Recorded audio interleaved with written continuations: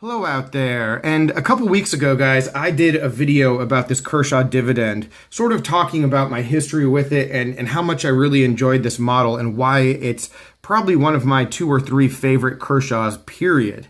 And I wanted to do the same kind of video today, but with CRKT, with a model that I've had for a long time. I've had a whole bunch of different incarnations of it, and I've talked about it on the channel a little bit, but because it came out before I started making videos, I don't think I've ever done a full kind of review or anything, and that knife is the Ripple. Just a wonderful design from Ken Onion, and a number of different really great versions of it that have been out. And this knife, more than anything, it serves as a microcosm for my entire feeling about CRKT, because they knock it out of the park and hit home runs with the way they execute and make this this really great design. But then they leave so much on the table when they just don't capitalize on how good things could be. And we'll get back to that with this knife right here in a little bit. But for now, let's just talk about the model and yeah, the different variations and why I think it's so great and why it was just a number of smart moves from CRKT that made it a hit. And the start of it, it really begins with design. Ken Onion designed some really great knives. He's still probably my favorite designer because he does stuff like this and just progressive and modern but timeless at the same time. Just really smart design, usable, but classy looking as well. And we have 2 versions that initially came out. The aluminum version that was a liner lock and has 8CR14 MOV, a little bit more budget friendly with like a $30 price tag right around. And then the stainless steel frame lock version here. Really nice machining. Actually, nice machining on both of them, to be honest. And I really like this worn look is how the knife comes. It's not, you know, it comes looking pocket worn, which is a nice touch.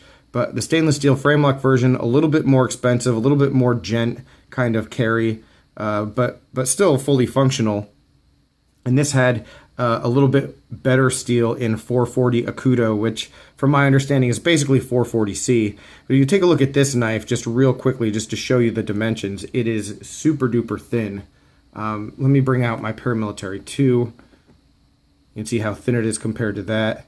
And then also, what else do I have here? Oh, here's that dividend again, which isn't a thick knife by any means, but it is significantly thicker than the Ripple here. And let's see if I have a leak, because the leak is a very thin frame lock as well. And yeah, the Ripple is even a little bit thinner, I think, than that. So yeah, just very sleek, very streamlined, great looking stainless steel frame lock knife there. But the aluminum one sort of turned a lot of heads too, because there were a lot of people that, even though the steel isn't as good, there were a lot of people when these knives came out that just really preferred this. And what CRKT did that was so genius was they, well, not genius, but it was just a smart move. I'm not gonna call them like Einsteins for doing this, but they put quality into the build of this knife just as much as this knife, even though the materials were different. I don't consider aluminum to be like a cheap, crappy material at all, so I like it as a handle scale a lot. But they also put both of these on IKBS. So when these knives came out, yeah, there were plenty of people who preferred this and just the way that it felt in hand, just like the thickness of it, over the stainless steel one. Personally, I like them both, and while the designs are similar, they are very different. The blade shapes are different. And there has been an evolution in the blade shape as well. But then, in addition to just the structural differences, there were variations in color for the stainless steel and also in size for both models. So they released the smaller version as well. And I think they did this all basically at the same time. It wasn't like the one version came out and then 6 months later another one came. I think the size variations, they were available immediately. So you get the smaller one or the larger one. I know the first one that I got was actually the smaller one. So again, just really smart, giving people options so that they could pick their favorite flavor. And if you did have a collector of either Ken Onion or of just good budget-friendly knives, then you could get all 3 or 4, and then once the different colors came out, those as well. So yeah, it made it for a really just fun, I guess is the word. Fun, but usable. Just, it was a hit model for all those reasons. When we're talking about the design and how it was executed, the lockup on every single one that I've ever had has been great. Ergonomically, there's jimping on both the blade and on the frame of both knives. The jimping, I think, on the stainless steel one is a little bit more grippy, but the ramp is a little bit better on the 8CR version. So yeah, I mean, there's pros and cons to each one. One big knock. Let's look at the clip, guys. One big knock about the knives has been the clip. People have always talked crap about these sort of weird clips. Honestly, though, my only preference with the clip is that they're tip down instead of tip up. Looking at the butt of the knives, there's not a lot of room for a clip, so it would have to be something very creative in order to make a clip work and still sort of flow with the design of the knife. So I understand why they went with this, and the holes here sort of match up with the holes down here, so there is some kind of like symmetry, I guess, if that's what you want to call it. But also, when it comes to pocket clips on knives, so many of them are just boring. And if you have a functional clip, a clip that works, that's a little bit different, I say go for it. It doesn't carry too like far out of the pocket, so you know, it's not deep, but it's not terrible. So yeah, and then it slides in and out just fine. So no worries about that. So overall, when you're looking at this model, you know, you just have a lot of good. You have a lot of good when it comes to price and quality, bang for your buck, all the things that I always talk about, this delivers. So really makes for a big win. And then it just sort of stops, and that's fine. You know, they don't push forward with it. I always want to see more stuff come out the way, not necessarily the way that Kershaw has done with the Leak, but I mean, Kershaw has really capitalized on what is a great model for them with that. And I'd always like to see more development as time goes. But it didn't happen with the Ripple, and that's fine. But then, here's where it turns a little bit. Because I see on the CRKT website at some point, and I don't know how long it had been there, I see a picture of this. And this. So 2 CRKT Ripples that are snap-on exclusive with carbon fiber scales. Still with the 8CR steel, I believe, but they're exclusive. And I don't know how long they've been out, and I don't know how to buy them, because the only place you can get them is either Snap-on's website or a Snap-on truck, which they're around in my town every now and then, but nowhere near me, and I don't really know how to access that. But the killer of it was the price. So, like I said, like $30 range, 30 to 35 bucks.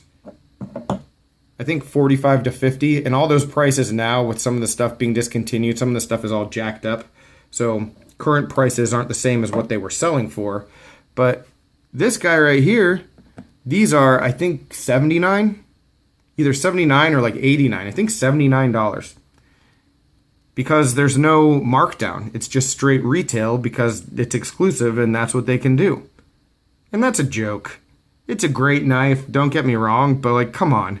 Who's going to buy that? And the answer is nobody.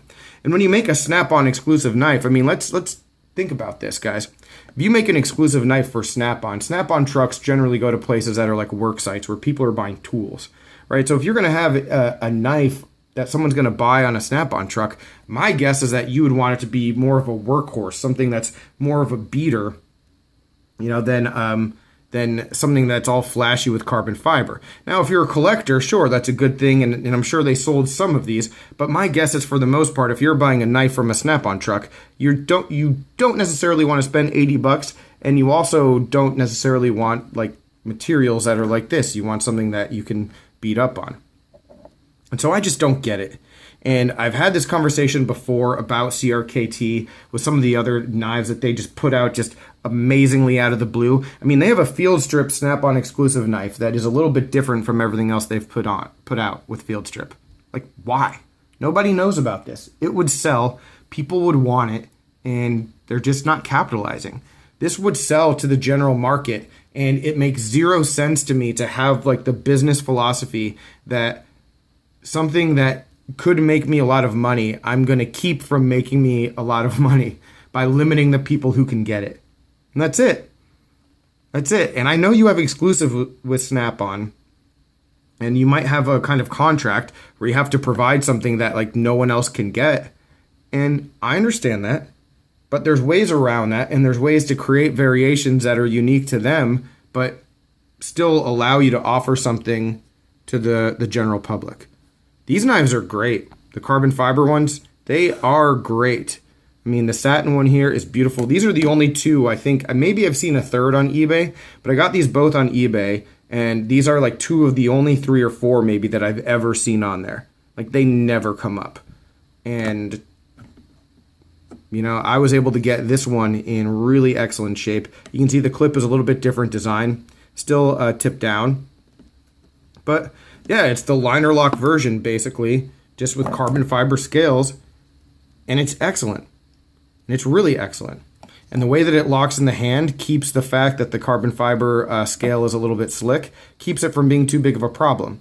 Now, I know we were talking about the price and we're talking about carbon fiber, and if this were a full carbon fiber scale, maybe that price jump would be worth it. But when I look at this, guys, and there's nowhere online that I saw that calls it a laminate or says that it's full carbon fiber, but everything that I see says that this is a laminate. This looks like G10 to me, with like a layer of carbon fiber just topped, which is fine. I don't have a problem with that, but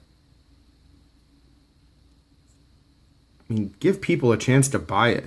Give it a chance to sell. You need to have an exclusive with Snap-on. By all means, do it, but like, if this is a laminate with carbon fiber on top, take the laminate off and sell them the G10 version.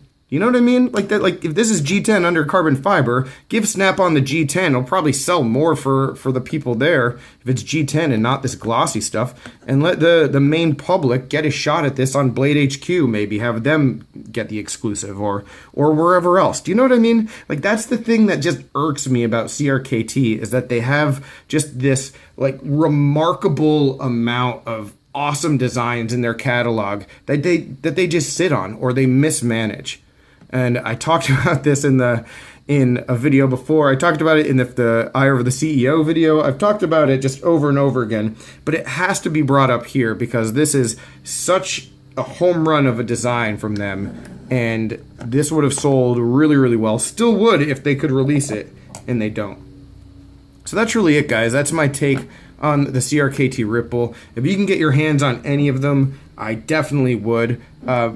While CRKT still makes some really good knives at good prices, you're not going to find a budget knife from them in the $30 to $40 range. That's much better than this. It's just not going to happen.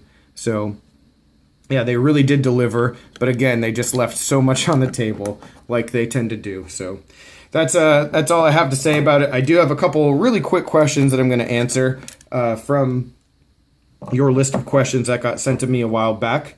The first one for today is about Benchmade mini grips, which I happen to have a couple of, and it's which blade shape do I prefer for use, and what's my preferred mini griptilian, the 555, which is down here, or the 556. Both of them now are flat ground.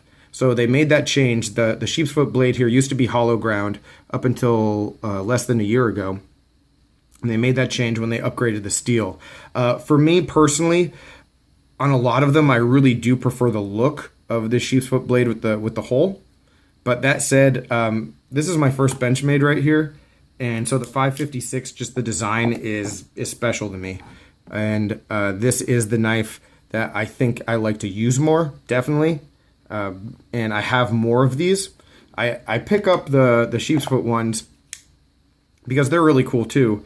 But the 556 is just the one that I really think about more as being the preferred mini griptilian. Now, in the full-size griptilian, when I look at those designs, I really, really have a preference for the sheep's foot one there. It just looks a whole lot better in a big package. But in the small package, yeah, this is the one that's near and dear to my heart. Next question, guys, is can I talk about a time where I was really happy to be a knife guy or really happy to have a knife on me? And yeah, I can. I'm actually going to bring out my keys. So for those of you who don't know, I am in restaurants. That's my profession. I've been working in restaurants for a long time.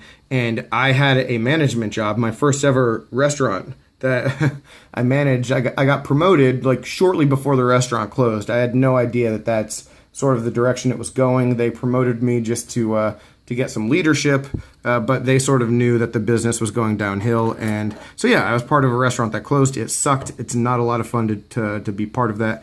And there's a lot of demo and a lot of work that gets done once a restaurant closes to secure assets and all that sort of thing. And so I was there as part of that team, and we had a whole bunch of people who were part of the team that were basically getting their last days of work in, and there was a lot of stuff to cut.